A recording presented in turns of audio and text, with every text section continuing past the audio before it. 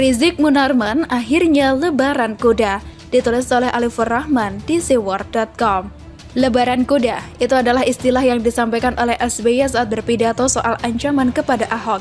Kala itu, Pilkada 2017 sedang memanas dan SBY ikut memprovokasi agar Ahok dipenjara.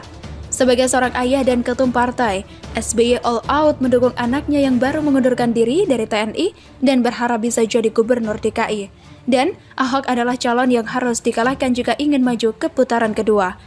Inti dari pidato SBY adalah kalau Ahok tidak dipenjara, maka sampai lebaran kuda masalah penistaan agama itu tidak akan pernah selesai.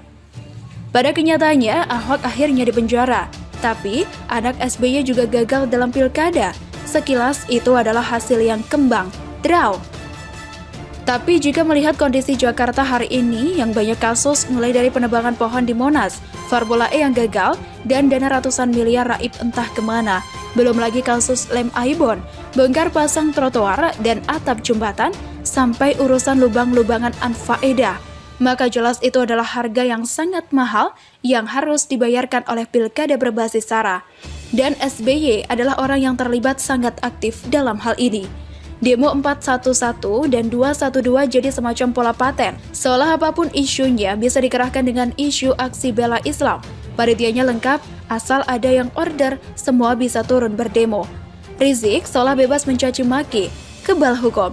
Provokasi telah dilakukan meski dalam pelarian. Tapi hari ini akhirnya kita bisa melihat Rizieq tidak berdaya, meringkuk di tahanan, sementara Prabowo sang pembela sudah sibuk menghitung posisi, koalisi, dan proksi. Sebenarnya masih ada Anies Baswedan. Gubernur Jakarta itu cukup menghargai Rizieq. Tak heran kalau Rizieq disambangi dengan sukacita. Tapi posisinya yang hanya gubernur tak punya partai pun masih belum tentu bisa maju di Pilpres 2024, kini sibuk sendiri cari perhatian. Jangankan mikirin Rizieq, diri sendiri aja belum tentu aman. Karena dalam politik kekuatan seorang pejabat yang masih berkuasa cenderung aman, tapi setelah turun bisa jadi babak belur karena dikasuskan. Jika melihat ada banyak kasus yang sudah ditorehkan Anies, dirinya jelas terancam bila tak punya jabatan. Makanya Anies ngebet mau maju di Pilpres agar posisi tawarannya kuat dan aman. Sebenarnya Demokrat masih sempat mencoba membangun narasi pembelaan untuk menyelamatkan Munarman.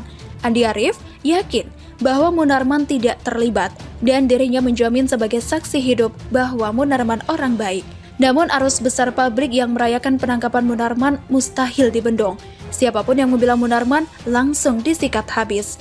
Fadlizon yang juga coba membela Munarman buru-buru menghapus pernyataannya. Tapi itu juga sudah terlambat. Banyak media terlanjur memberitakan. Dan secara otomatis ancaman demo berjilid-jilid yang dulu cukup menakutkan itu kini sirna. Karena dua orang tokoh berpengaruh, Rizieq dan Munarman, sudah ditangkap polisi. Bahkan Munarman terancam hukuman seumur hidup. Bagaimanapun ini sudah tahun 2021, istilah lebaran kuda itu sudah 4 tahun yang lalu. Entah kebetulan atau tidak, rasanya sangat pas sekali kalau tahun ini kita merayakan lebaran kuda. Karena Rizieq dan Munarman sama-sama ditahan.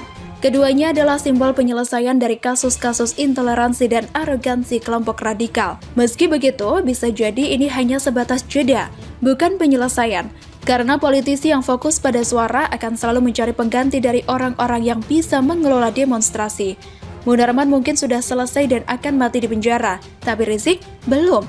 Dia adalah orang yang licik dan selalu tahu caranya keluar dari penjara. Selama masih ada politisi busuk seperti Anies Baswedan yang mau merangkul dan memanfaatkannya, tapi apapun itu, kemenangan ini tetap layak dirayakan. Lebaran kuda tahun ini tetap harus dicatat sebagai akhir, walaupun nantinya berubah jadi jeda. Dan buat SBY atau siapapun yang sudah ikut memprovokasi, akhirnya Pilkada SARA 2017 lalu, tolong diingat bahwa demo-demo itu tidak hanya merusak fasilitas umum, tapi juga merusak nilai-nilai demokrasi. Lebaran kuda yang kalian imajinasikan itu kini sudah terlaksana. Selamat menikmati.